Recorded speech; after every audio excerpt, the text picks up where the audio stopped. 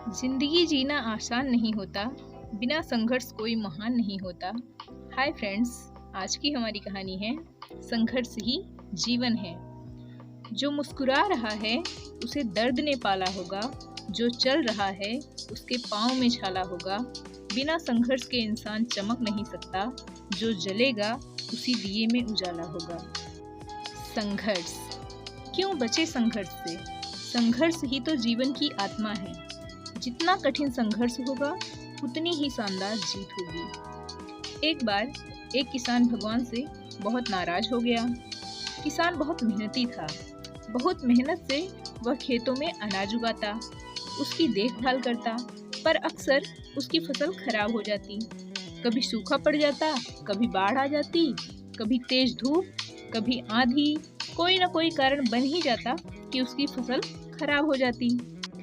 एक दिन उस किसान ने गुस्से में आसमान की ओर देखकर भगवान से कहा, हे ईश्वर, आपको लोग सर्वज्ञाता मानते हैं कि आप सब जानते हैं। कहते हैं कि आपकी इच्छा के बिना एक पत्ता भी नहीं हिलता, पर मुझे तो लगता है कि आप छोटी से छोटी बात भी नहीं जानते। आपको तो ये भी नहीं पता कि खेती बाड़ी कैसे करते हैं। अगर आप जानते होते तो हर समय जो बाढ़, आंधी और तूफान आते हैं वो कभी नहीं आते। आप नहीं जानते कि कितना नुकसान उठाना पड़ता है हम किसानों को।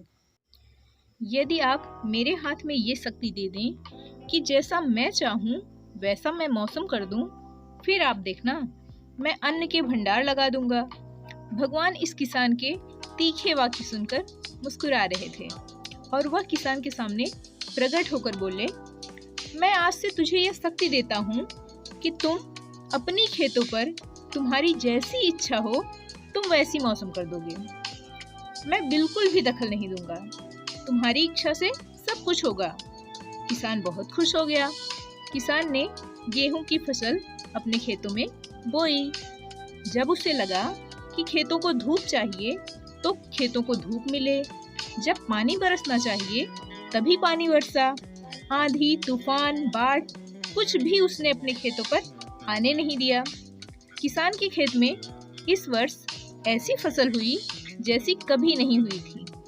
हरी भरी लहलहाती फसल। मन ही मन वो बहुत खुश हो गया और सोचने लगा, अब सबूत के साथ दिखाऊंगा भगवान को कि इसे कहते हैं शक्ति का सही उपयोग। मेरी सफलता देखकर उन्हें अपने नियम जरूर बदलने पड़ेंगे। कुछ दिन गुजरे, फसल कटने को तैयार हो गए। किसान बहुत उत्सुकता के साथ फसल को काटने लगा, पर जैसे ही उसकी नज़र गेहूं की बालियों पर गई तो उसने अपना सिर पीट लिया और वह रोने चिल्लाने लगा। गेहूं की एक भी बाली के अंदर गेहूं का दाना नहीं था। सारी बालियां अंदर से खाली थी। किसान बहुत दुखी हो गया। उसने भगवान को रोते हुए फिर पुकारा, हे प्रभु, तुमने ये मेरे साथ क्या किया? क्या तुमने मुझे कोई सजा दी? भगवान बोले, पुत्र, ये तो होना ही था। तुमने पौधों को संघर्ष करने का मौका ही कहाँ दिया। ना तो तुमने उन्हें आंधियों से जूझने दिया, ना तेज बारिश से सहने दिया और ना ही धूप में तपने दिया। एक भी चुनौती का सामना तुमने उन्हें नहीं करने दिया। इसीलिए सारे पौधे अंदर से खोखले रह गए।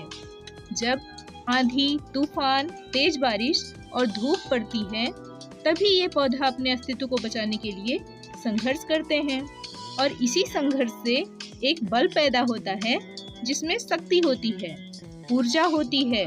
और यही ऊर्जा पूर्ति तेरे गेहूं के दानों की तरह जो नहीं फूटी, तूने उन्हें कठिन परिस्थितियों से गुजरने ही नहीं दिया जहां उनके अस्तित्व का जन्म होता है।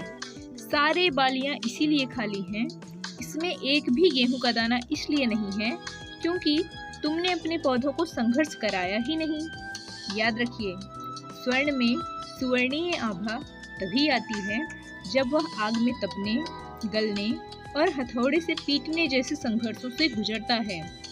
कोयले का टुकड़ा हीरा तभी बनता है जब वह उच्च दाब और उच्च ताप की मुश्किल परिस्थितियों से गुजरता है। इसी तरह यदि हमारी जिंदगी में कोई संघर्ष ही ना हो, कोई चुनौती ही ना हो, तो हम भी गेहूं की बालियों की तरह खोखले रह जाएंगे, कोई अस्तित्व नहीं होगा हमारा। विपरीत परिस्थितियाँ, चुनौतियाँ, समस्याएं हमें और अधिक निखारती हैं। यदि जीवन में कठिन परिस्थितियाँ और चुनौतियाँ आए तो घबराना मत, बल्कि सामना करना। विश्वास करना कि आप और अधिक निखर जाओगे और अधिक मजबूत बन जाओगे। किसी ने कितना सही कहा है, जिंदगी जीना आसान नहीं होता, बिना संघर्ष कोई महान नहीं होता। जब तक ना पड़े हथौड़े की चोट, तब तक पत्थर भी भगवान नहीं होता। धन्यवाद।